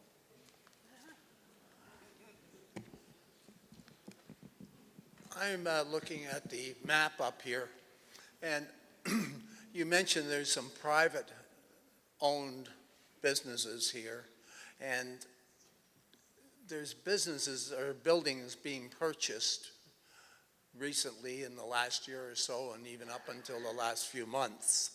And I'm wondering if these people are buying these properties, they're not really, they don't beautify the area at all. And are they buying it to try and make money on the property and sell it back to the town or to a developer? And can if they don't want to agree to sell it, can expropriation come in so that to help build this development? Thanks. It's a great question, Bruce. You know, if you look along Beach Drive, the last council's plan of Beach Drive was, I think, about 7 meters, 5 meters or 7 meters wider than we're showing. And the reason for that is council was planning to expropriate that 5 to 7 meters off of every property along Beach Drive at the cost of tens of millions of dollars to the taxpayer. We revised that plan and narrowed that down and kept it the width it is now, so we didn't have to do that. That tens of millions of dollars would have been a direct cost to the taxpayer and very hard to recuperate. So what you can see we've done here is we've decided instead of being held hostage or waiting for these landowners to work with the town, that we're just simply going to come up with a plan where we just built around them. And hopefully they'll redevelop it. Now, the point you make is a good point, because there's no doubt we do have people who own land, have bought land, are in Wasaga Beach, and they've done that, in my opinion, on speculation, hoping that they may hold the town ransom or that they may get a lot more money. And we see values on some of the properties down here at $20 million an acre. There's nothing wrong with buying a piece of property, investing, but in this case here, they're buying up now and knowing that there's going to be a development. So the idea is that they'll hold hostage. The great news is, Bruce, there's nothing left there to buy. So we've got a few properties down there. The one that you see at the end behind Incendiary Building number 2. Right, yeah. That building, I mean, or that land, that's owned by a local gentleman, and he wants $20 million an acre for that. Best of luck to him. But I can tell you, we're not going to buy it. He's using it for a parking lot right now. He's using it for a parking lot right now. And we've got a couple of other small parcels along our main street proper there, which is now the pedestrian mall. You know, those are very small parcels, and those folks that own that, we're quite confident are reasonable and may have a reasonable price to purchase those properties. But if they do, great, and if they don't, then we'll work around them. And what I will say is this: there will come a time, however, when council of the day, whatever that council may be, is going to have to look at these properties if these folks don't do something with them and develop them, and find a way to force them to develop them. Either sell them or develop them. It's detrimental having that with, you know, when people are investing the umpteen $million to beautify it, and then to have the odd one in there that's just... Absolutely. Yeah. But we're not going to let it hinder us. I'll let Frank speak to that as well. Frank?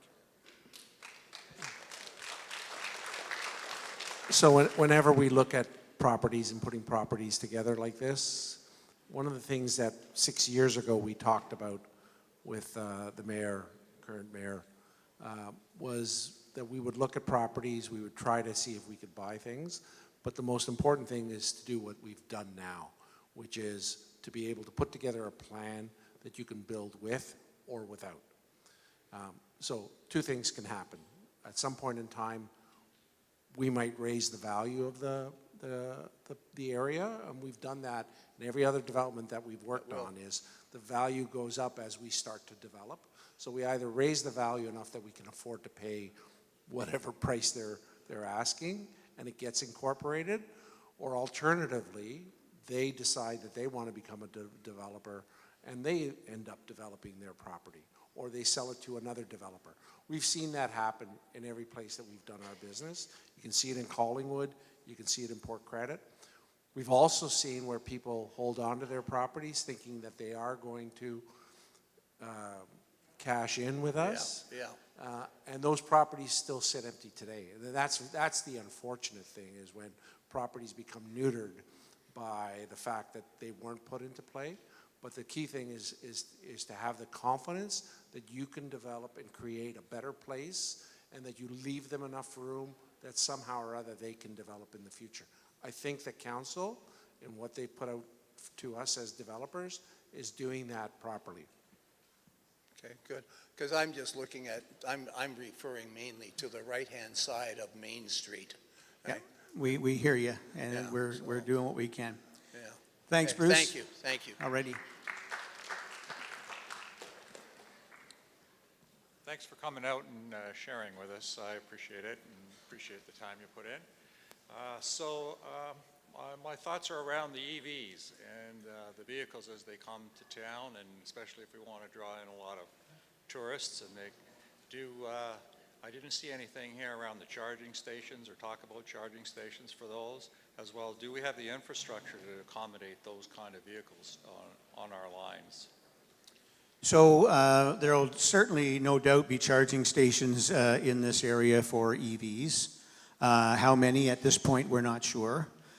We do have EV stations, charging stations throughout the community now. I think we've got 10 or 15 or maybe even 20 going in at the arena. Is the infrastructure there? I can tell you that the infrastructure in Wasaga Beach is probably no different than the infrastructure throughout North America, if not the world. If everyone goes and buys an EV tomorrow, we're in big trouble. The infrastructure from a power generation standpoint just simply isn't there, not anywhere. Something that wasn't thought about. So, but anyone having an EV or a hybrid vehicle in the recent future should not have any issues.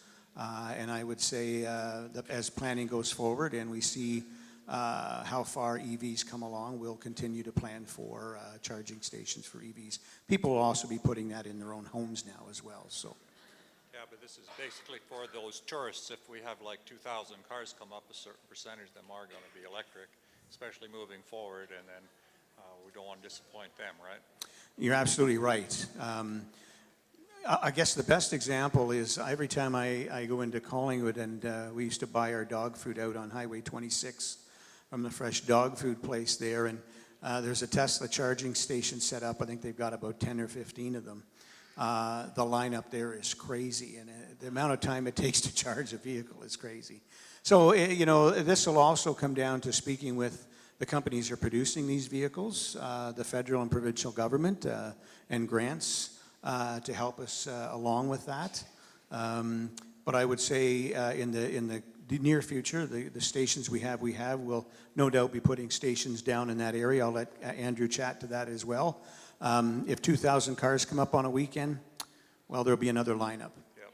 Okay. Well, the other thing, that's how you turn a day tripper into an overnight guest if they can. Well, Andrew's always thinking. He's always thinking. so the hotel will have charging units in their parking lots, right? Actually, yes, we've started incorporating them into all of our hotels. And again, based on market research, given this is a tourist town, 100% it will be part of the plan to implement them somewhere in our parking lot, so or parking space, for sure. Okay, very good, thank you. But you'll only be able to use them every second day.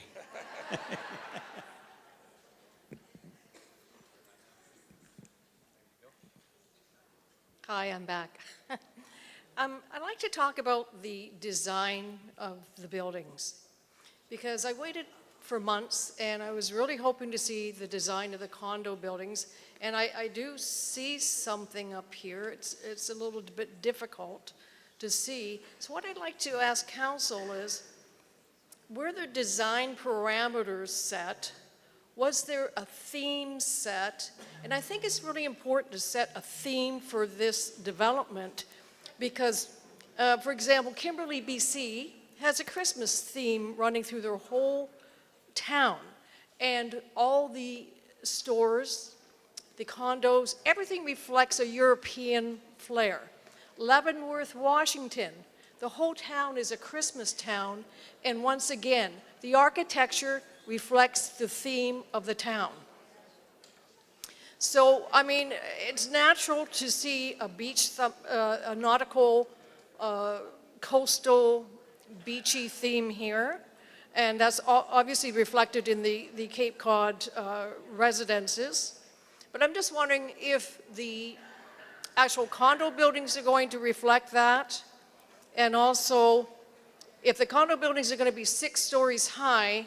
When I had a condo at Friday Harbor, my ceilings were 10 feet high. They were 4-story buildings. The ground floor stores were 15 to 20 feet high. So if we have a 6-story condo building, that's going to be equivalent of an 8-story building with 8-foot ceilings. So our beach is going to be in shade for most of the morning until 12 noon. I was wondering if you could speak to ceiling heights and design parameters. And one of these questions is for council. Who has set the design parameters? Who has set the theme? And the other question is for Fram. So I'll start, and I think my voice is almost gone, so this might be my last response. We established urban design guidelines back in 2017 that the developers are working within. The province recently has removed the ability for municipalities to control urban design. We do the best we can. We rely on a bit of goodwill of the development community. I think both Fram and Sunray have demonstrated very clearly that they are willing to deliver an exceptional product, listen to our community, and I'm very confident that working with both developers, we will arrive at an architectural style that we can all be very proud of. That hasn't answered my question yet. Is there a theme? Is there a theme for the development? No, I'll answer your question. There's no theme. As Andrew just explained, we don't have the ability to do that anymore. That's called an urban design concept, and we don't have that ability. What you see in the buildings that Fram has up here in the townhouses, there is a nautical, southy, beachy feel to it, and they got that from the public consultation meetings they did from 14 to 18 or 16 to 18, and again in this round of council. So they had public consultation meeting here, and they had several days and evenings where the public was able to go in and speak to them, and that's what they've come up with. Now, does that mean that the next phase is going to look the same? No, we don't know what the next phase will look like. As I explained earlier, the hoteliers, they have guidelines that their master hotel franchisors will dictate that they use because they have a look and feel just like a McDonald's or a Tim Hortons. So the answer to that question is there going to be a theme throughout town? There's not a theme throughout town today, I can tell you that for sure.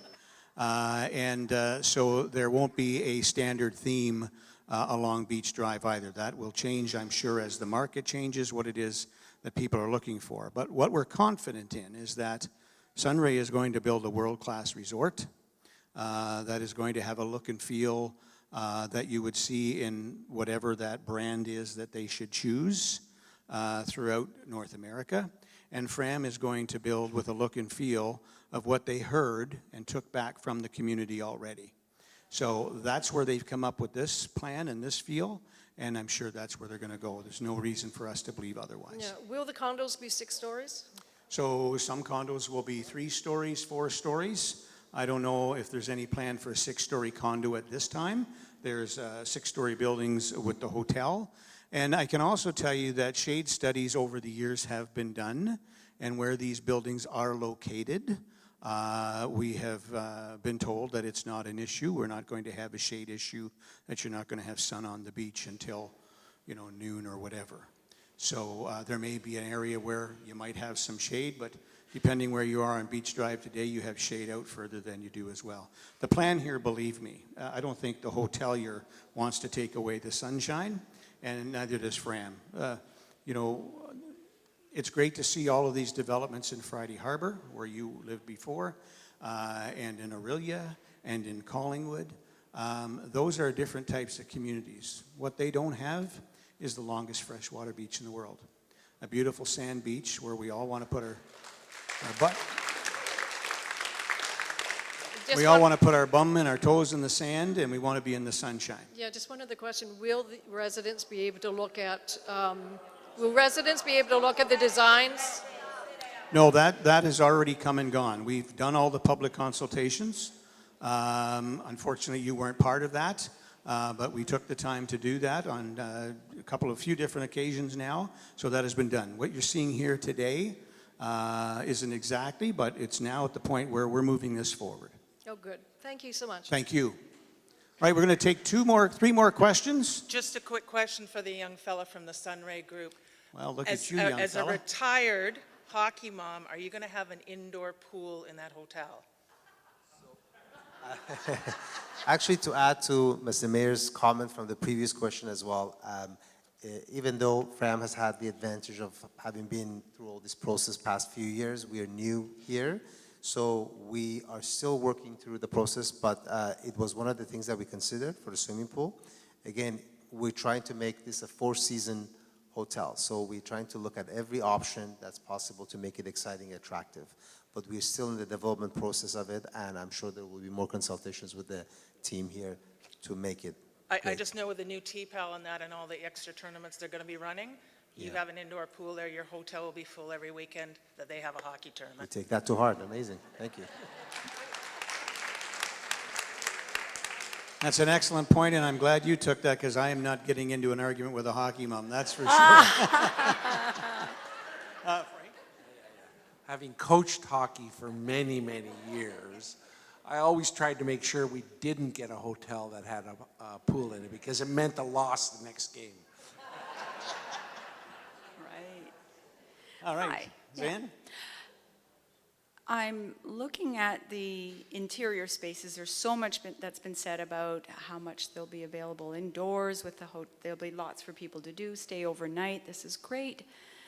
I'm wondering what the balance is with outdoor public spaces, like making it really user-friendly with trails, with art, with fountains, water fountains, refillable water stations, things that you can do along the way so you can enjoy the whole length of the beach without thinking you forgot something or feel like you're in a public space all the way along the beach. Like, what will that look like when it's, you know, interwoven with retail and hotels and condos?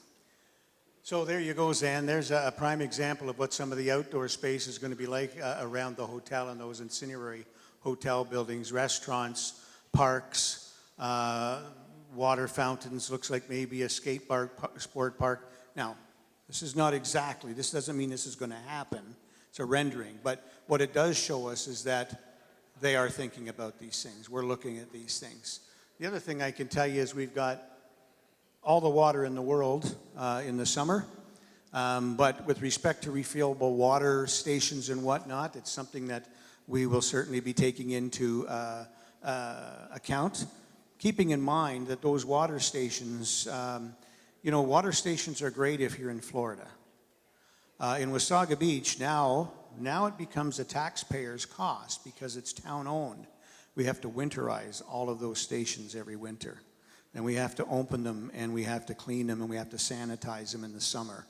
So I would say it's highly unlikely, but not impossible, and it's something that we can consider. Yeah, and then, will there be splash pads? Who knows? We've got lots of public space. But again, when you look along Beach Drive and you look along us opening up our Main Street again, our historic Main Street, there's going to be a lot of public space there for certain, outdoors and indoors. And I wasn't clear from my earlier question about retail spaces facing each other, something like we had a few years back, which was so lovely for visitors from near and far. So do we have those pedestrian type retail spaces where they face each other, intimate spots that people can sit and relax and buy things? So here we go. When we look at the hotel building, you can see along the front and the sides. You can see that walkway through. There'll be retail on both sides of that. Our Main Street proper, there'll be retail restaurants on one side.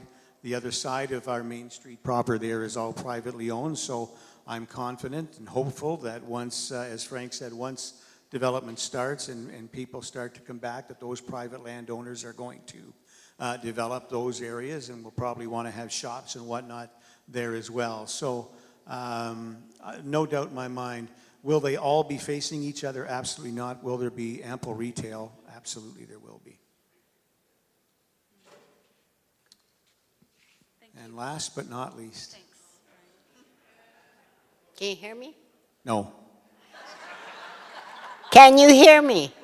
We hear you, Rita.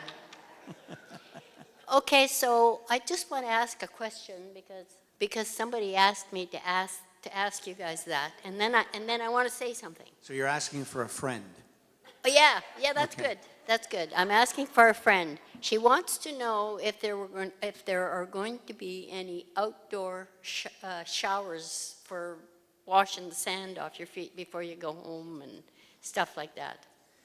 There will absolutely be foot washing stations. It's something that this beach lacks.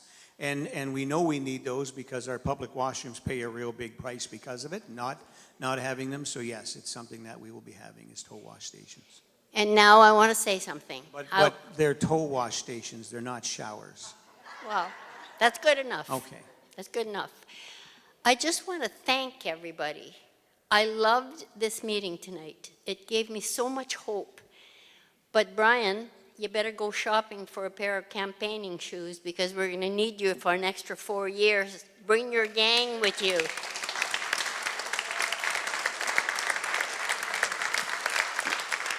You can't do all of this in 4 years. You need to get in for 4 more years. So get your thinking cap on and go buy your campaigning shoes. Thank you, Rita. And so that leads, it's a good segue to end the night. First of all, thank you all for the people who have left already, and thank you everyone who's come out. Whether you agree with everything you see or you don't, thank you for taking the time to be engaged in our community. That's what's most important. And I'll end with this. The question that I think all members of this council get asked on a regular basis is, okay, you've got a great design, but how do we ensure this is going to happen? How can you as a councillor make sure this gets done? And I'm here to tell you that that's not up to us. We can't guarantee that. Only you can. And that's up to you when it comes to ballot time. Have a great night, everybody, and thank you so much.